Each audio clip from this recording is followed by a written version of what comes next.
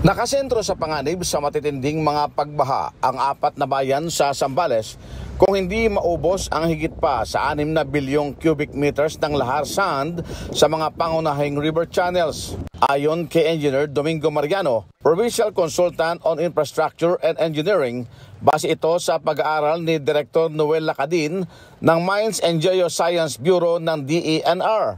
Nasa panganib ang mga bayan ng San Felipe, San Narciso, San Marcelino at Botolan.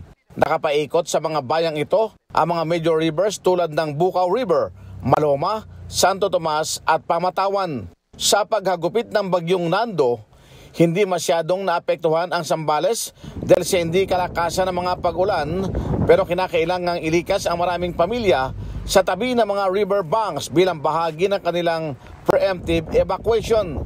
Sa report ni Rolex Estelia ng Zambales PDRRMO, 345 pamilya o kabuang 513 katao ang inilikas mula sa mga lugar malapit sa mga river channel at mga mabababang lugar ng barangay Bolitok at Gama sa bayan ng Santa Cruz, Zambales.